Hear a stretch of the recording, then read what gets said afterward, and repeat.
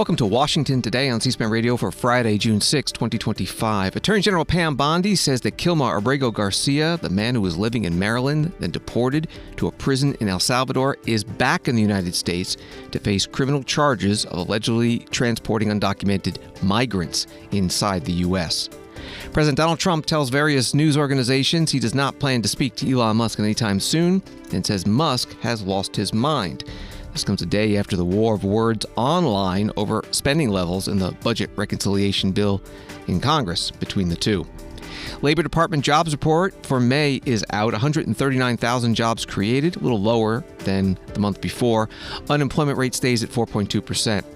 Defense Secretary Pete Hegseth speaks at the American Cemetery in Normandy, France, on this 81st anniversary of the D-Day military landing by Allied troops during World War II.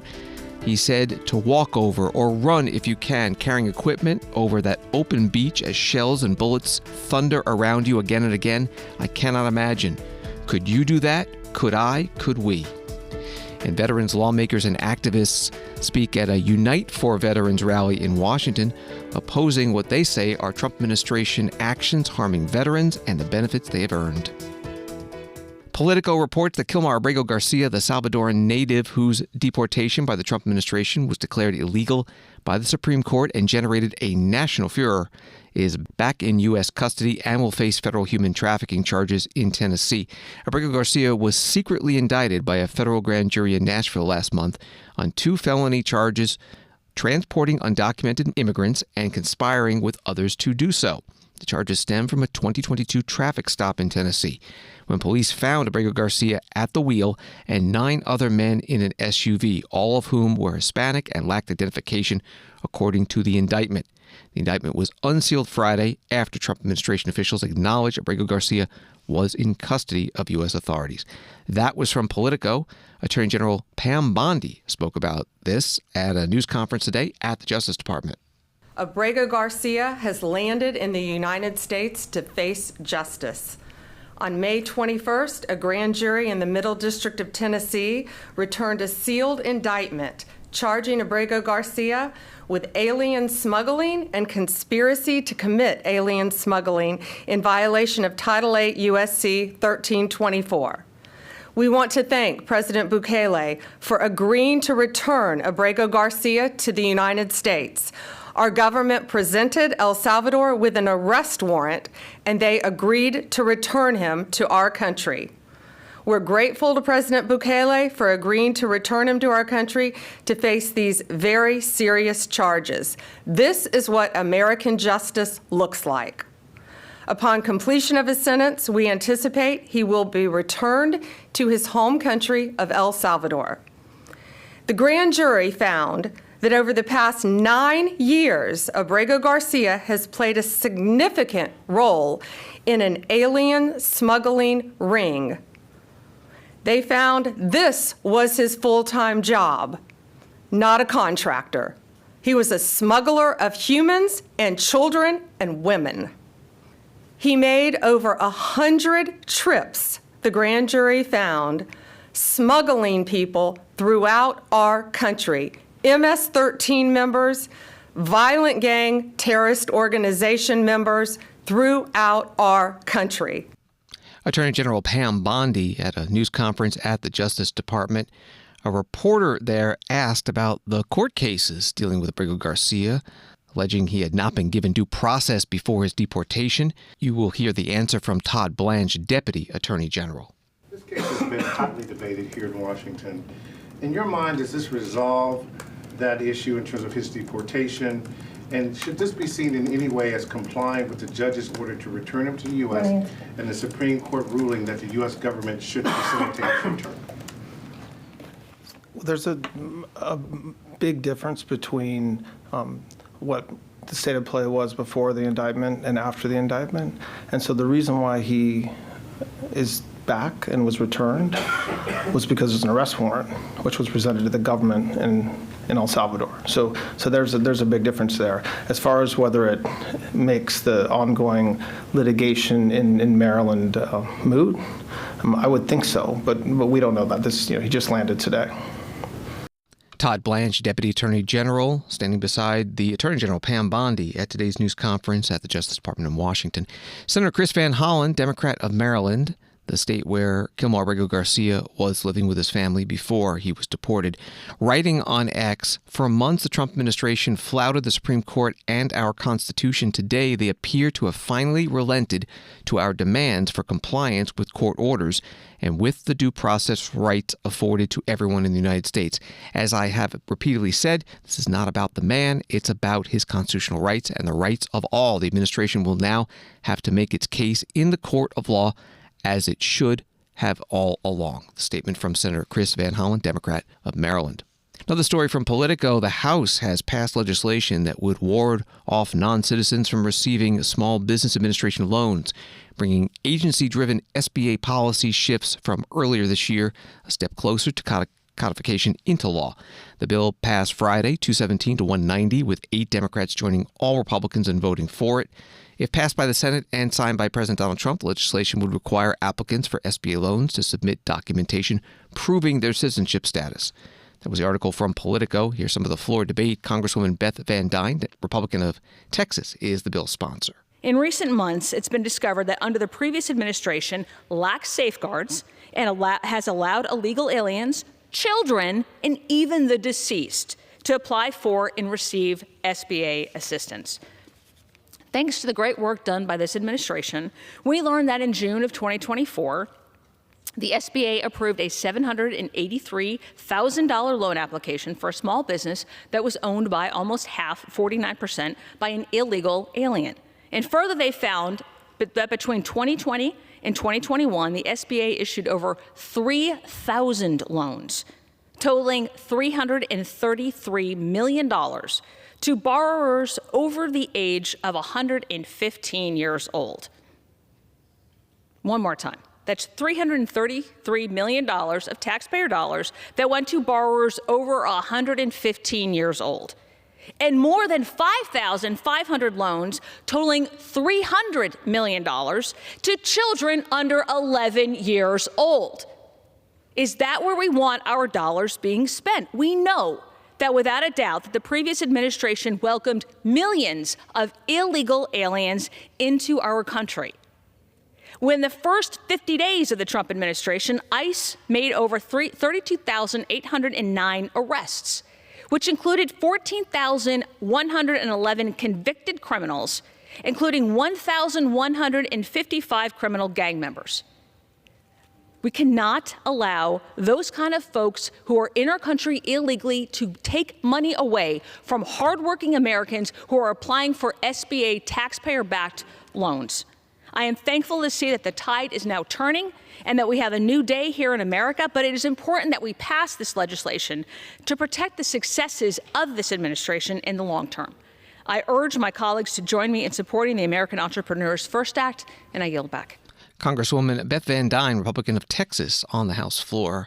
Congresswoman Nydia Velázquez, Democrat from New York, is the ranking member on the Small Business Committee.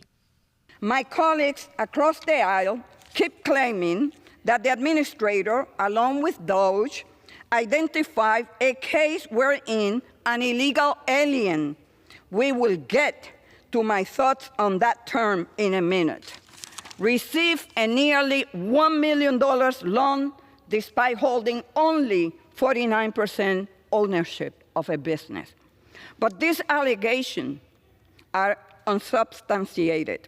We have seen no documents, data, or details have been shared to support this claim. This claim reportedly came from DOJ, which immediately sets off alarm bells given the well-documented issues with privacy and accuracy since its inception. It is also troublesome that Republicans are blindly relying on the SBA administrator's word. At our committee hearing the day before yesterday, all we heard from her was empty rhetoric and evasive answers. So I will need to see some evidence before accepting her word on a case such as this. If we are being asked to enact such drastic measures without proper vetting or a thoughtful process, we need more than her assurances. We need evidence. We need real facts, not fabricated ones, to back up these accusations. Republican support for this bill seems to be strictly based on this one case. But without the facts and circumstances, how can we know the truth? Oftentimes, my counterparts seem to refer to anyone born outside the U.S. as an illegal. But Democrats understand the nuances of immigration status. And what they call an illegal may actually be a visa holder, a green card holder, or someone with DACA or TPS protections. Precision of language matters, especially when it involves accusations of fraud. That brings me to my next point. Without a full accounting of this case, we could be looking at an illegal rescission of loan funds made by the Trump administration. For all we know, the recipient of that loan was in compliance with the SBA rules at the time, rules that, I should note, were in place during the first Trump administration. Congresswoman Nydia Velázquez, Democrat from New York, ranking member on the Small Business Committee on the House floor. The House passed this bill requiring proof of U.S. citizenship to get an SBA loan by a vote of 217 to 190. 8 Democrats joining all Republicans in voting yes. The bill now goes to the Senate. House passed another bill on Thursday that would move SBA local offices out of so-called sanctuary cities and put them in places that do cooperate with federal immigration enforcement.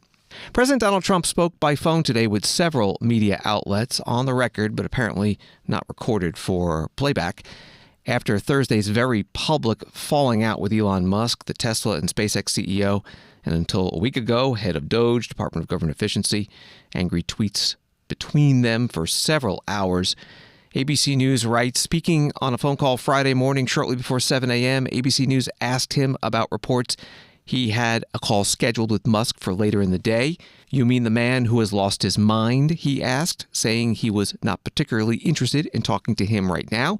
He said Musk wants to talk to him, but he's not ready to talk to Musk. CNN reports that President Trump said to them, I'm not even thinking about Elon. He's got a problem. The poor guy's got a problem. And from CBS News, in a phone conversation Friday morning, President Trump told chief Washington analyst for CBS News, Robert Costa, that he's moving forward with his presidency today and totally focused on domestic and foreign policy matters, not on Musk and their public feud. He also cast this moment as a positive one economically, even as many of his supporters and critics are paying close attention to Musk's attacks on his administration. That's all I focus on, Mr. Trump said of his presidency. I don't focus on anything else. That's why I have the highest poll numbers. It's going really well, the president added. The country is doing great. Has never done so well. Job numbers are great. Everything is good. That was from the CBS News article. It was the budget reconciliation bill, the tax cut and spending cut, so-called one big beautiful bill, that was the focus of the blow-up between President Trump and Elon Musk. Musk saying the bill spent too much and added to the budget deficit. On Capitol Hill today, House Democratic leader Hakeem Jeffries was asked what this means for his party's position, that the Republican bill cuts too much spending and cuts taxes for the rich. If the aim is to kill Trump's bill, then how can Democrats right now strategically, tactically take advantage of this very public break between Donald Trump and Elon Musk? We have to keep the pressure on House Republicans and Senate Republicans to do the right thing and vote in the best interests of the people that they represent, which means voting against Trump's one big ugly bill. To the extent that Elon Musk has made the same point, that everyone who has voted for this bill up until this moment should be ashamed of themselves, we agree. And to the extent that Elon Musk has made the point that the bill is a disgusting abomination, we agree. And to the extent that Elon Musk has made the observation about the GOP tax scam that it is reckless and irresponsible to explode the deficit by more than $3 trillion, and that potentially could set our country on a path toward bankruptcy, we agree. These are arguments that Democrats have been making now for months. And it's the reason why every single House Democrat strongly opposed the GOP tax scam, and why every single Senate Democrat is opposed to this one big ugly bill. Therefore, at this moment, we just need a handful of Senate Republicans to do the right thing in opposing the GOP tax scam. And the reckless budget that limped barely out of the House of Representatives. We only need 4. And in fact, because it is likely that the junior senator from Kentucky will remain a hard no, we only need 3 additional Senate Republicans, and we can kill the bill. That's our focus right now. It's all hands on deck in that effort. And to the extent that the developments of this week will make it more likely that we can kill the GOP tax scam, that's a welcome development. Congressman Hakeem Jeffries, Democrat of New York, the minority leader, at his weekly news conference on Capitol Hill. House Speaker Mike Johnson, Republican of Louisiana, was on CNBC today saying that he and President Trump were disappointed with how Elon Musk reacted to the budget reconciliation bill. Well, we exchanged text messages yesterday. I spoke with him at length on Monday, and that's why the kind of the blow up that happened this week was very surprising, disappointing to me. We had a very friendly conversation. I really like Elon. He's a friend. I've come to truly respect his acumen. The DOGE effort was heroic, patriotic, helped us find a lot of savings and abuses that Congress was not able to uncover previously. So huge contributions. And look, we can have policy differences. We have that here in this building, every day, but it's not personal. It shouldn't be personal. I don't tell my friend Elon I don't argue with him about how to build rockets, and I wish he wouldn't argue with me about how to craft legislation and pass it. But we've had some good discussion. I thought it was helpful, fruitful, but it's just disappointing. I hope it all resolves today. Look, these are 2 titans. I respect them both. I'm of course a huge fan and supporter of President Trump. I was with him in the Oval Office yesterday afternoon when some of this was unfolding, and he was disappointed. I was disappointed. I just hope it resolves quickly for the sake of the country. House Speaker Mike Johnson, Republican of Louisiana, interviewed today on CNBC. The Speaker was also asked about one exchange between President Trump and Elon Musk from Thursday. The president saying in the White House Oval Office that Musk knew what was in the reconciliation bill before it passed in the House and was only upset about it because it cuts EV mandates, as he put it, as the president put it, which will hurt Tesla. Musk wrote on X, "False. This bill was never shown to me even once and was passed in the dead of night so fast that almost no one in Congress could even read it."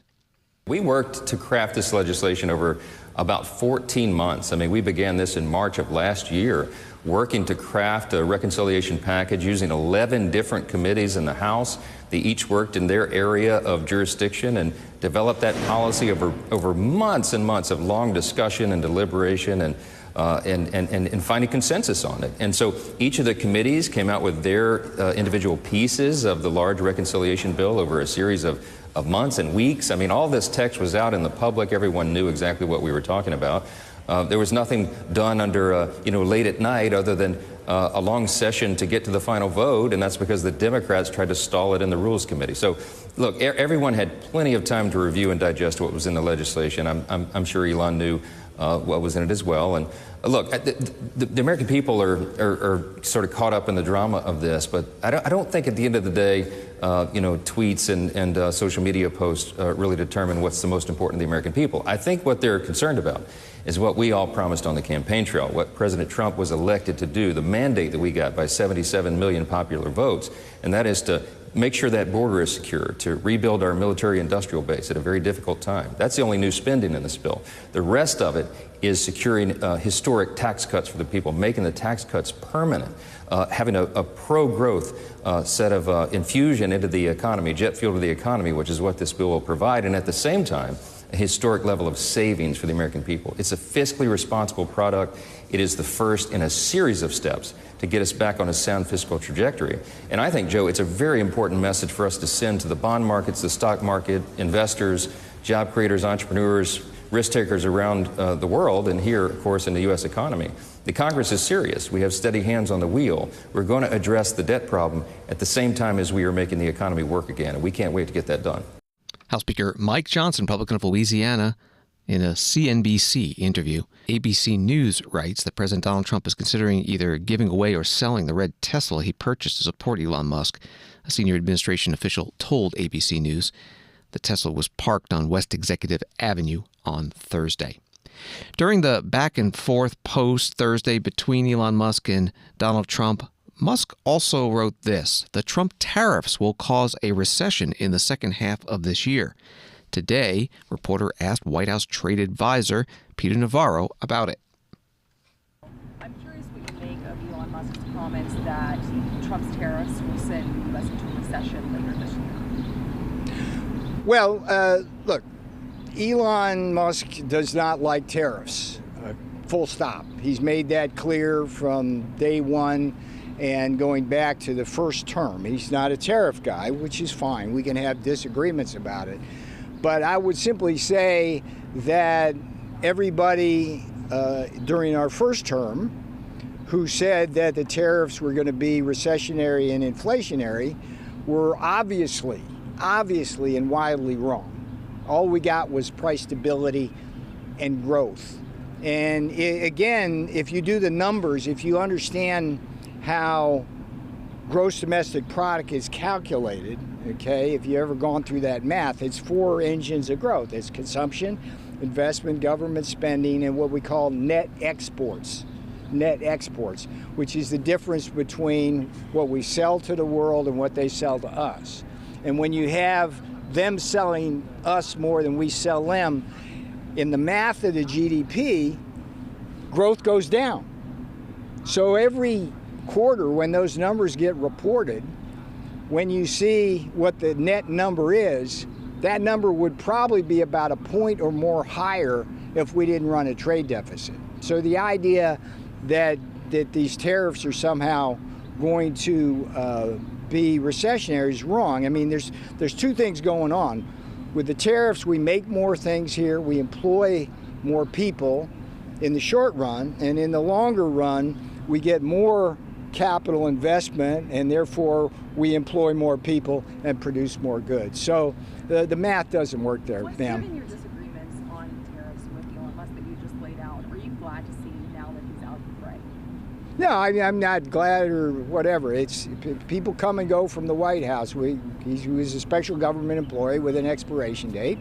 I work with the DOJ folks a lot here, and I've got a very special project, which at some point I'll come out here and talk about with them, which has been great. We've gone into one particular agency, and we've taken a computer program that's very important that is run like a 1950s IBM punch card operation at great expense to the American people, and we're going to turn that from a Model T into a Ferrari.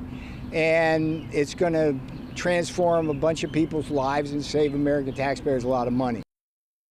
White House trade advisor Peter Navarro speaking to reporters today in the White House driveway. President Donald Trump posting on Truth Social about tariffs. I am pleased to announce that Secretary of the Treasury Scott Bessent, Secretary of Commerce Howard Lutnick, and United States Trade Representative Ambassador Jameson Greer will be meeting in London on Monday, June 9, 2025, with representatives of China with reference to the trade deal. The meeting should go very well. Thank you for your attention to this matter. That was the post from President Donald Trump. More about Elon Musk. CBS News writes that Steve Bannon on Friday called for the Trump administration to investigate Elon Musk, whose brewing feud with the president became public Thursday in a series of escalating tit-for-tat social media posts. Bannon, a former White House chief strategist, And an ally of President Trump told CBS News that he wants the White House and Trump administration to probe alleged drug use by Musk, as well as the South African natives' immigration status, banning question whether Musk's path to citizenship was handled properly. Reagan Reese, Daily Caller White House correspondent, spoke today at the Claire Booth Luce Center for Conservative Women in Herndon, Virginia, about reporting from the Trump White House. An audience member asked about what happened between Elon Musk and President Trump.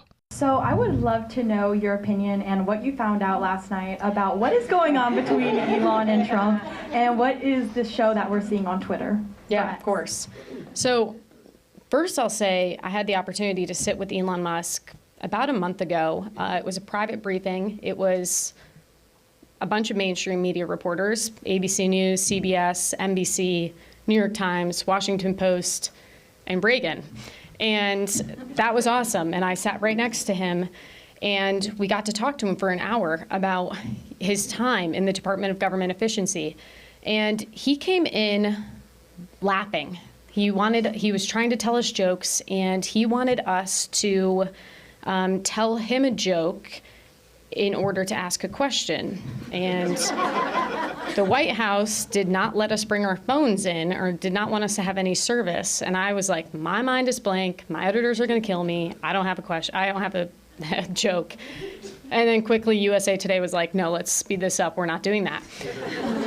All that to say, when we got talking to him, I noticed that he was just almost down in the dumps. I could tell he was frustrated and upset that he hadn't been praised as this champion, that his businesses were taking a hit, that his Teslas were being lit on fire. And so that made yesterday not as surprising to me, because what I heard when I spoke to my sources was that this isn't really about the big, beautiful bill. Elon Musk is going to tell you that he's upset about the big, beautiful bill. President Trump and Speaker Mike Johnson are going to tell you he's upset he didn't get the EV mandate as a part of the big, beautiful bill. But what my sources are telling me is that this has been months and months of frustration that's been building up, that Elon Musk is upset about the damage that has been done to his business. But he also wanted control over the White House and things that were happening in the administration. And he started to clash with cabinet officials. Marco Rubio wouldn't let him go into the State Department. He kind of got handcuffed a little bit at the Pentagon. Those are two things that annoyed him. He wasn't able to do his job. But the red line for Elon Musk was when he didn't get his NASA pick. He really wanted a certain pick for NASA. They told him that wasn't going to happen. He'd already really wanted an IRS pick. He already really wanted a CIA pick, didn't get those. So when he didn't get the NASA pick, it became really frustrating. And so what I think you're seeing now is just months and months of frustration building up and spilling out. And I think Elon Musk is a very smart, unique, successful man. It's almost really hard to comprehend how smart and successful he is.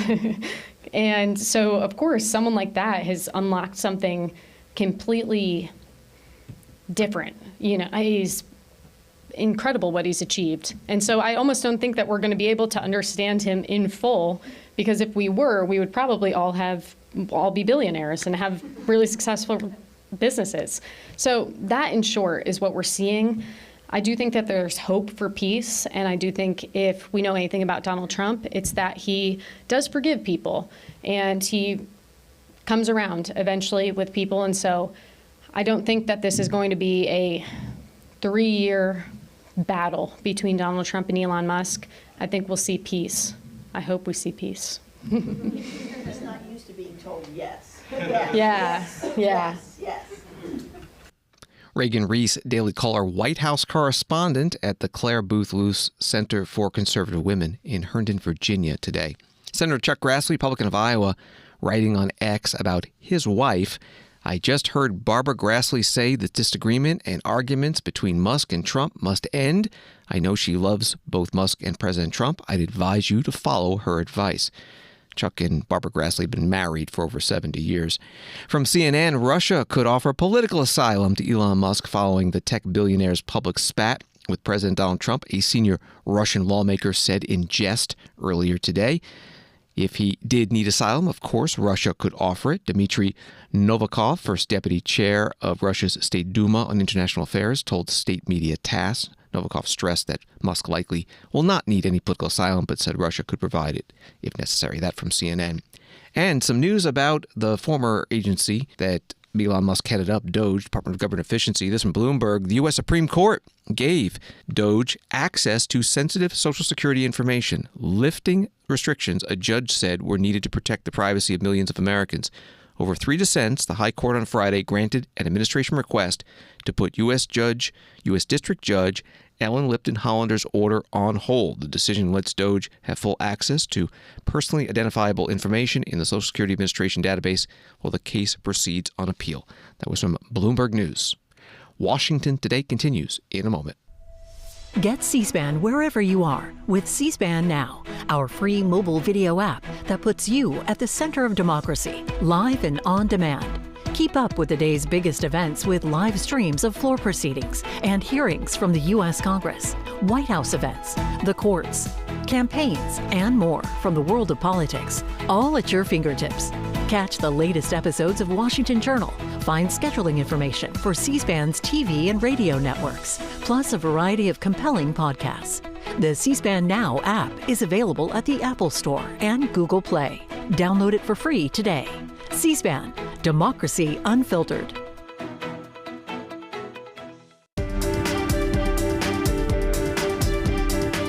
Welcome back to Washington Today on C-SPAN Radio, available as a podcast on the free C-SPAN Now mobile app and wherever you get your podcasts.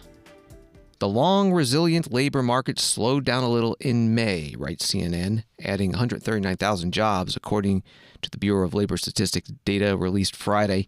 Last month's job gains, which came in slightly more than expected, marked a retreat from April, which was downwardly revised to 147,000. The unemployment rate held steady at 4.2%, and wage gains continued to outpace inflation. That was from CNN. President Trump posting on Truth Social, great job numbers, stock market up big. At the same time, billions pouring in from tariffs. If too late at the Fed would cut, we would greatly reduce interest rates, long and short, on debt that is coming due. Biden went mostly short-term. There is virtually no inflation anymore.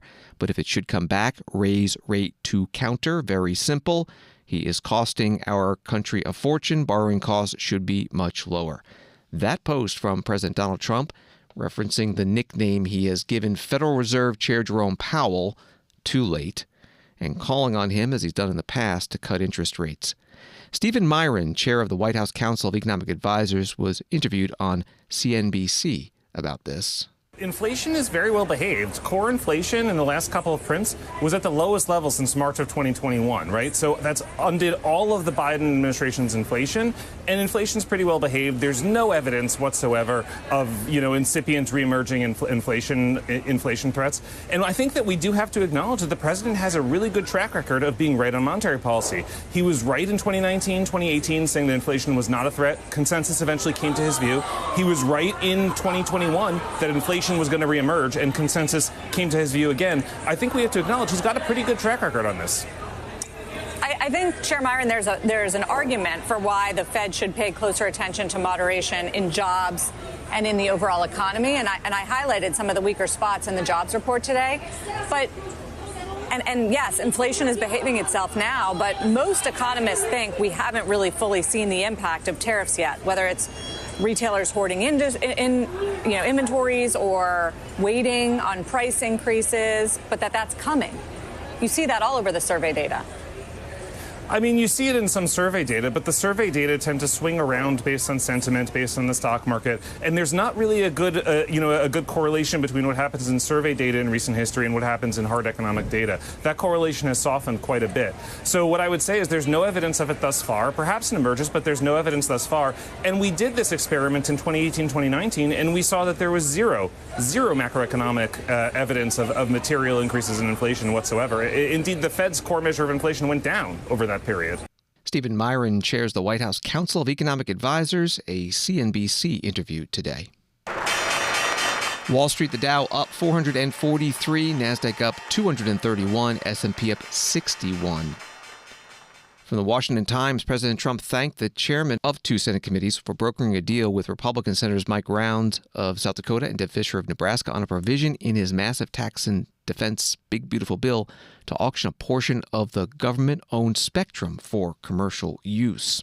Reuters writes the Federal Reserve's new top regulatory official on Friday laid out an ambitious agenda for revisiting and easing numerous bank rules and oversight policies, which she argued have become onerous and unnecessary. Michelle Bowman, who was confirmed to be the Fed's vice chair for supervision on Wednesday, said the Fed will be reconsidering how it writes rules and policies some of the nation's largest and most complex banks follow. In prepared remarks, she argued that the influx of rules since the 2008 financial crisis merits reconsideration.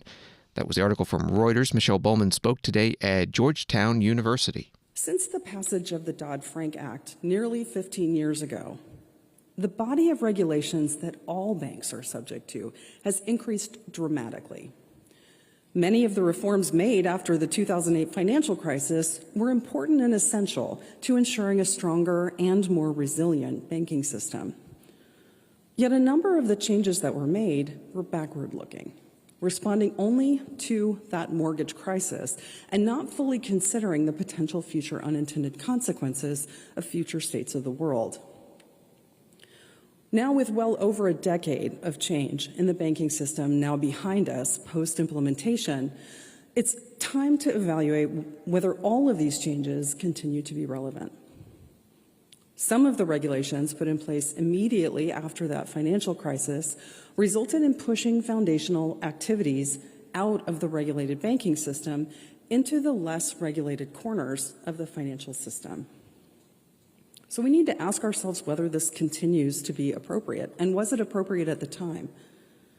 We know that these trade-offs are complicated, and we must consider not only the changes that were made, but also the evolution of and differences in the banking system that we have today.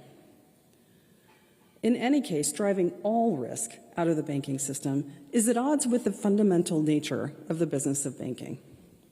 Banks must be able to earn a profit and grow while also managing their risks. Adding requirements that impose more costs must be balanced with whether the new requirements make the correct trade-offs between safety and soundness and enabling banks to serve their customers and run their businesses. The task of policymakers and regulators is not to eliminate risk from the banking system, but it is rather to ensure that the risk is appropriately and effectively managed. In a well-functioning regulated banking system, banks serve an indispensable role in credit provision and in economic stability. The goal is to create and maintain a system that supports safe and sound banking practices and results in the implementation of proper risk management. Our goal should not be to prevent banks from failing or even eliminate the risk that they will fail. Our goal should be to make banks safe to fail, meaning that they can be allowed to fail without threatening to destabilize the rest of the banking system.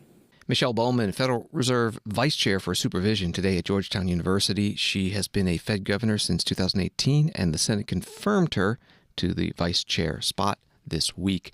Another paragraph from the Reuters article on her speech.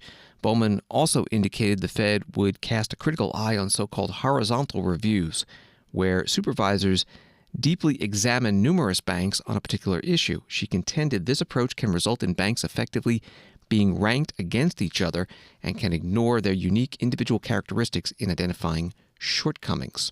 This is Washington Today. From Associated Press, veterans gathered Friday in Normandy to mark the 81st anniversary of the D-Day landings, a pivotal moment of World War II that eventually led to the collapse of Adolf Hitler's regime. Along the coastline and near the D-Day landing beaches, tens of thousands of onlookers attended the commemorations, which included parachute jumps, flyovers, remembrance ceremonies, parades, and historical reenactments. Many were there to cheer the ever-dwindling number of surviving veterans in their late 90s and older, all remembered the thousands who died. U.S. Defense Secretary Pete Hegseth commemorated the anniversary of the landings, in which American soldiers played a leading role, with veterans at the American cemetery overlooking the shore in the village of Colleville-sur-Mer. That was from AP. Because we strive for peace, we must prepare for war and hopefully deter it. We must ensure that our children and our grandchildren know what these men did, that they understand.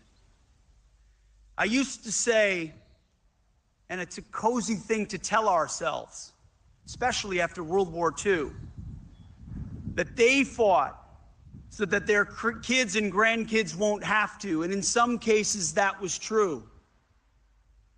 But in most cases, they fought and we fight knowing that our kids and grandkids will have to be willing to do the same as well.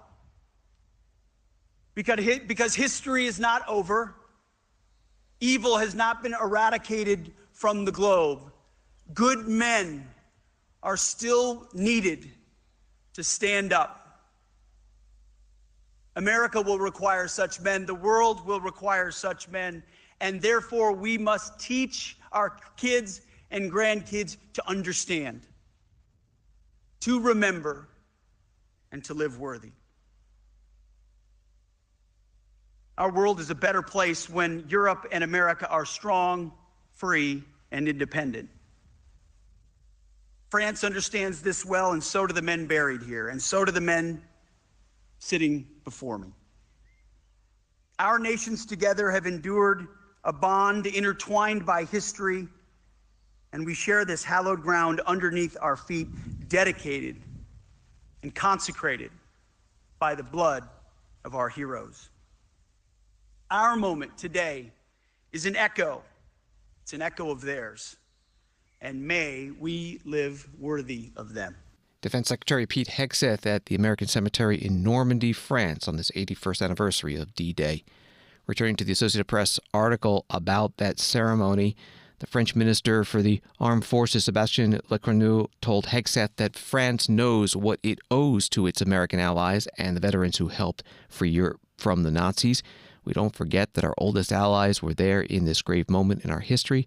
I say it with deep respect in front of you, veterans, who incarnate this unique friendship between our two countries, he said.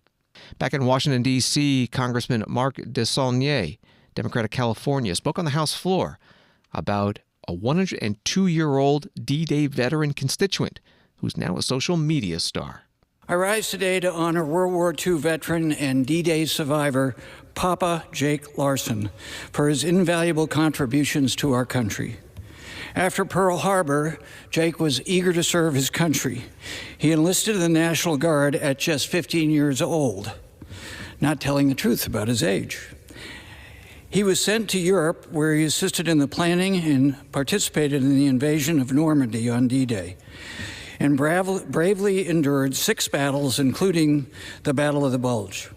More recently, at 102 years old, Jake's storytelling on social media about his military service has earned him over 1.3 million social media followers and the nickname of Papa Jake. As we commemorate the 81st anniversary of D-Day, I'd like to extend my gratitude and respect to Jake for his extraordinary service to this country. Please join me in recognizing Papa Jake Larson for his dedicated service to America. Thank you, Mr. Speaker, and I yield back. Congressman Mark DeSaulnier, Democrat from California, today on the House floor on Capitol Hill. As a headline at the Washington Post, they served the nation. Now these veterans say they're protesting to save it. And the subhead is, today in D.C., thousands of veterans are rallying against Trump's cuts to the Department of Veterans Affairs and his slashing of staff throughout the government. One of the speakers at the rally on the National Mall, Senator Tammy Duckworth, a Democrat from Illinois, an Iraq War veteran and Purple Heart recipient. We are here because we are not afraid to call out the wrongs that need to be righted or to call out wannabe kings that need a history lesson. We are here because we refuse to see the democracy that we fought so hard for get dismantled. Because we refuse to let the health care and benefits our buddies rightfully earned be gutted. And because we refuse to let thousands of veterans who choose to continue serving this nation as federal workers be fired for no apparent reason. Of the over 6,000 veterans this president has fired, it includes folks who were working at the Veterans Crisis Line, for God's sake. The veterans there are doing some of the toughest work imaginable to support our heroes in their absolutely darkest hour. These are the people the administration has kicked to the curb over the past few months. That should tell you everything you need to know about how the guys in power actually feel about us vets. So let's be clear. The only reason they're doing all of this is to try to pick our veterans' pockets, our taxpayers' pockets, so that they can give even tax breaks to the rich guys they pal around with on their golf courses. Let me say this another way. They care more about allowing billionaires to buy yet another private jet than ensuring that our veterans have access to the benefits that they have earned. They care more about stroking Donald Trump's ego. I'm an old air assault pilot, guys. They have to censor me. Anyway, they're stroking Donald Trump to the tune of a $30 million birthday parade.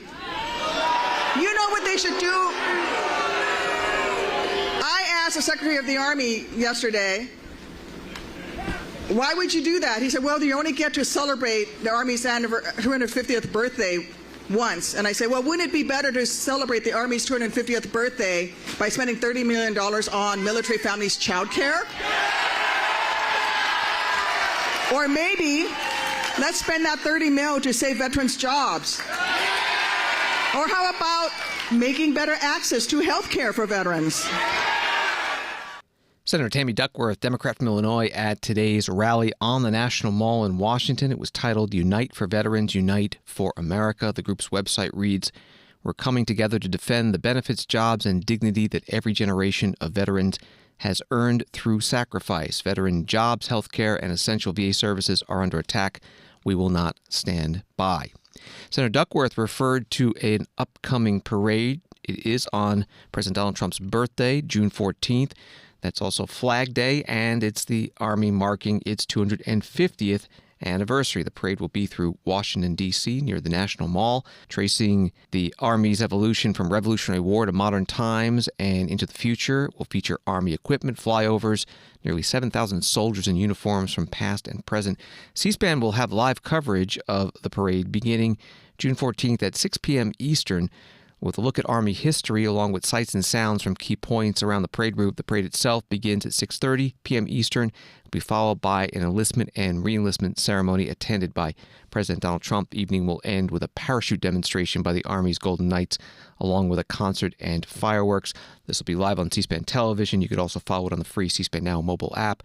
President Trump on Thursday night posted a preview video. I am thrilled to invite everyone to an unforgettable celebration, one like you've never seen before. On Saturday, June 14th, which is Flag Day, we are honoring the 250th anniversary of the greatest fighting force in history, the United States Army. We will celebrate a spectacular military parade in Washington, D.C., like no other. For 2.5 centuries, the men and women of America's Army have dominated our enemies and protected our freedom at home. This parade salutes our soldiers' remarkable strength and unbeatable spirit. You won't want to miss it. Just don't miss this one. It's going to be good. Thundering tanks and breathtaking flyovers will roar through our capital city as nearly 7,000 soldiers march in historic uniforms from every major war since the Revolution. Join us for this once-in-a-lifetime celebration. I think it's going to be better and bigger than any parade we've ever had in this country. Reserve your spot now at America250.org. America250.org. I hope to see you there. I'm going to be there. I'll be watching the entire event. It's going to be something very, very special. I don't think we've ever done one quite like this. We're going to be celebrating the Army and our military. Thank you very much. President Donald Trump, in a video posted Thursday night, the event is officially titled 250th Anniversary of the U.S. Army Grand Military Parade and Celebration. C-SPAN will have live coverage on C-SPAN television and the free C-SPAN Now mobile app, and streamed at cspan.org June 14th, beginning at 6 p.m. Eastern. Thanks for listening to Washington Today. Sign up for C-SPAN's evening newsletter word for word and get the stories making headlines in Washington emailed to you every day. Subscribe at cspan.org/connect. Have a good night and weekend.